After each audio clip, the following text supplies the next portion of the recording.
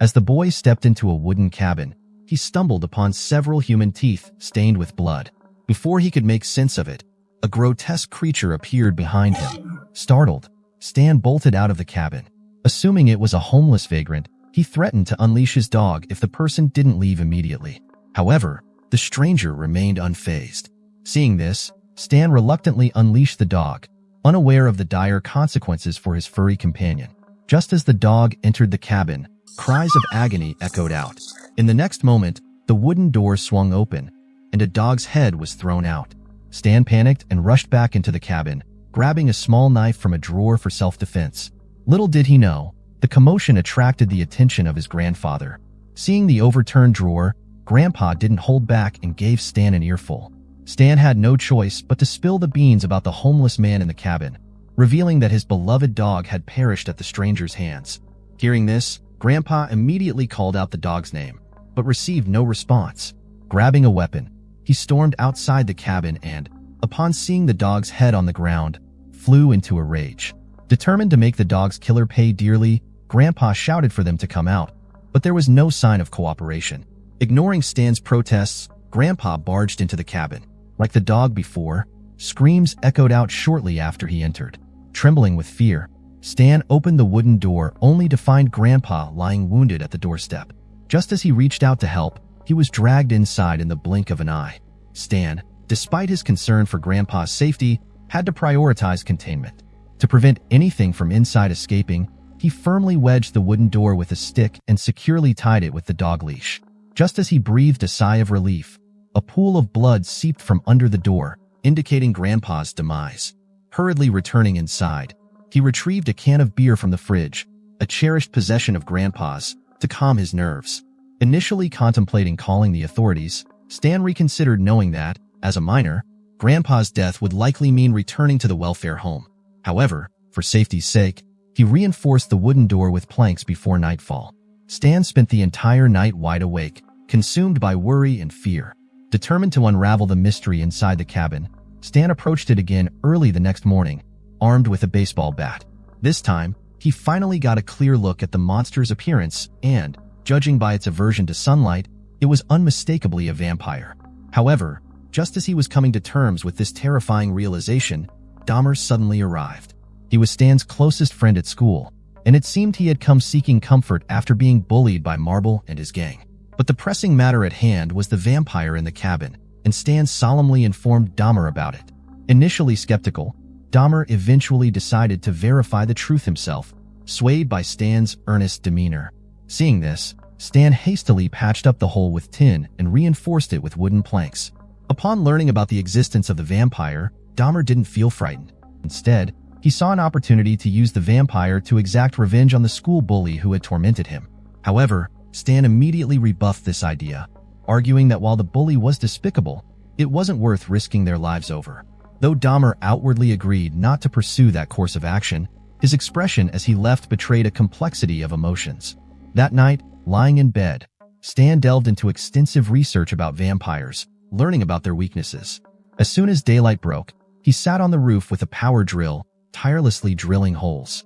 With each beam of sunlight that pierced through the small openings, the vampire inside emitted agonized screams. Confirming the effectiveness of this method, Stan entered the cabin, determined to put an end to the vampire once and for all.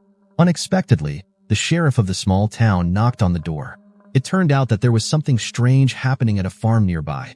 Hundreds of rabbits had died mysteriously, and even the owner of the farm had gone missing.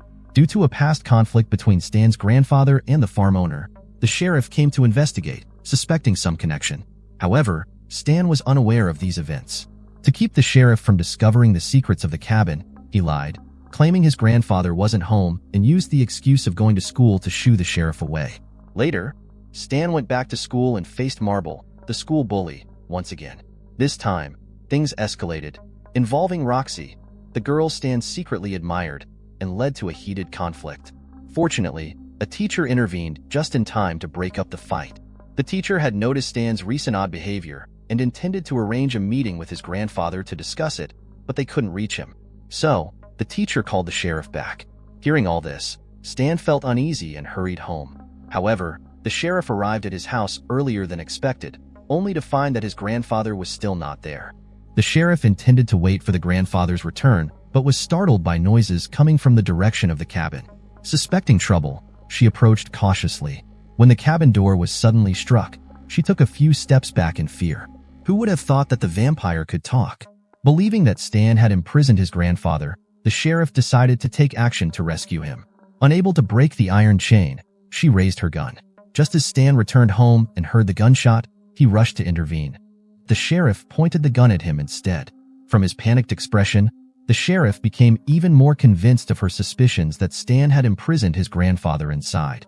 No matter how much Stan tried to explain, the sheriff refused to believe him. As expected, she was promptly disarmed by the vampire, losing an arm in the process and dragged inside. Things were spiraling out of control. Just when Stan was at a loss for what to do, Marble showed up. After being humiliated in front of his classmates, he was determined to reclaim his dignity. With no time to deal with him, Stan found himself cornered by Marble, who was armed and ready to attack. However, just as Marble was about to strike, Dumer suddenly appeared behind him, wielding the sheriff's gun. Marble, seeing Dumer with the gun, immediately backed down, apologizing and claiming it was all just a joke. But Dumer, who had been bullied himself, wasn't about to let Marble off so easily. He not only remained unmoved by Marble's pleas, but also threatened to force him into the cabin.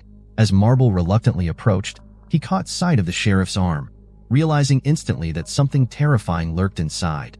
Stan tried to intervene, but Dumer had already lost control. Marble, feeling helpless, had no choice but to obey Dumer's orders. Stan moved to intervene, but it was too late. An enraged Stan confronted Dumer, accusing him of being a murderer, only to be knocked unconscious by Dumer in the next moment. When he woke up, all he saw was Roxy, and the cabin door was wide open. Roxy was stunned, staring at the arm on the ground.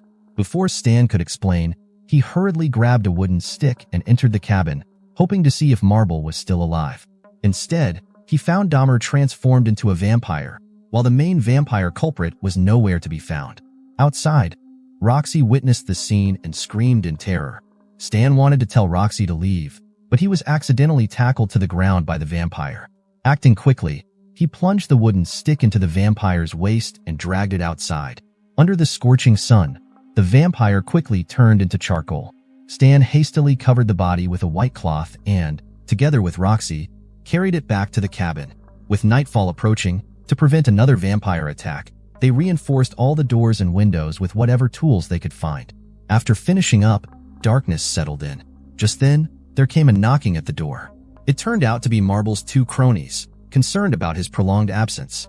Stan urged them to leave, warning of the danger, but Pitt remained unconvinced. As the other person sensed something was amiss and tried to leave, they were dragged away by the vampire.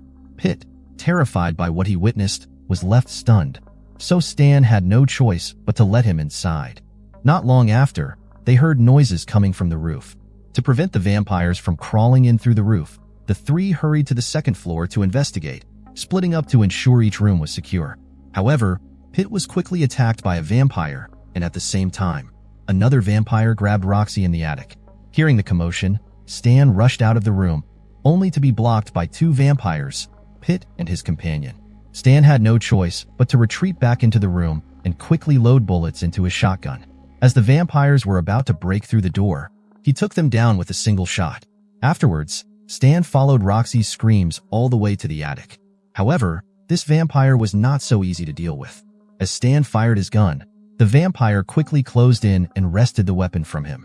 Although Stan was prepared and managed to land a blow with an axe, it wasn't fatal, and he was kicked back. Just as the vampire was about to grab Stan, Roxy picked up the spray can from the ground and aimed it at the vampire.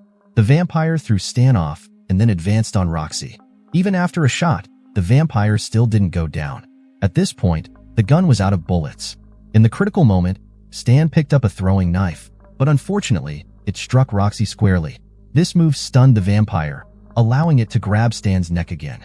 Ultimately, it was Roxy who stepped forward, using an axe to chop off the vampire's head.